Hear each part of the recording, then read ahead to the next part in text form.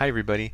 If this is your first time taking a look at Wimba Classroom, this video serves as a very brief foundational overview of the core concepts in Wimba Classroom. So first of all, what is Wimba Classroom? Well, it's a virtual equivalent to the traditional brick and mortar physical classroom that many of us are already used to and know very well. So for example, Wimba Classroom can do pretty much anything that you would be able to do in a traditional classroom. So when you have students walk in your physical classroom, you can easily speak to them and they can speak to you. So the same thing works in Wimba Classroom using our built-in voice over IP. So we have voice over IP right here using our talk button, and it's very easy for students and instructors and presenters to activate the talk button. Also, in a physical classroom, you would be able to see your students and they could see you. And the same thing goes in Wimba Classroom because you can use webcams. There's a video window down here, and you can float this video window and display your webcam video whenever you would like. It's very easy and it's optional, definitely not required, but it's nice to be able to have that video face-to-face aspect with your students. So you can very easily see who is present as well using the participant list right here at the bottom middle of your interface. You can see anyone who's currently logged into the room will have their name show up, and so you can see who's logged in and who's ready to go. Also, in a traditional physical classroom, you might have an area where you would typically present your content from. This might be in the form of a podium, a computer, an LCD projector, whatever it may be. In the Wimba Classroom, we have our presenters console on the right side, and this serves as your virtual podium. And here you can store all of your content, whether it be PowerPoint, PDFs, QuickTime movies, Flash video, whatever you would like. Any type of web-based content can be stored in this room, in your virtual podium, and be used at any time. And you can easily switch between multiple PowerPoint slide decks or any other content folders that you've set up ahead of time. So it's very easy to access. And your students do not have access to the presenters console by default. Only instructors and presenters do.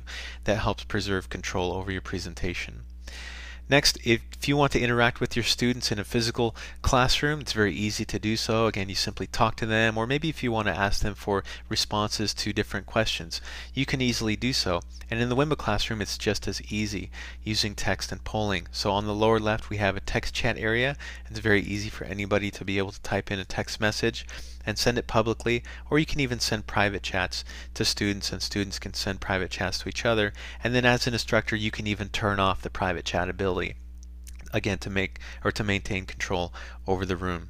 Also, there's yes and no polling. If you want students to respond to a question with a yes response, they can click the check mark button and a green check mark shows up. They can also choose no or virtually raise their hand, so it's very easy for students to interact. Also, there's a whiteboard. You can see there's a virtual eBoard tool palette which users and instructors and even students can use to draw and interact and annotate on the board.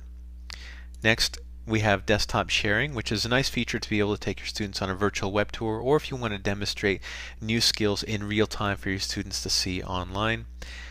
Next, you can record your sessions in MP4 format. And so this captures everything that happens in your live session. It captures all audio, all video, all slides you push out, all content, all public text chat. Everything that happens in your live session will get recorded into this archive, and you can export that as an MP4. So it's very easy for you to be able to edit, and very easy for students to put on their mobile devices and listen and watch your archives on the go. And lastly, we have the phone dial-in option. Now, we use voice over IP by default as the audio solution for Wimba Classroom because it's very highly scalable, but if for whatever reason a student or a participant wants to dial in over their phone, they certainly can, and that works very well also.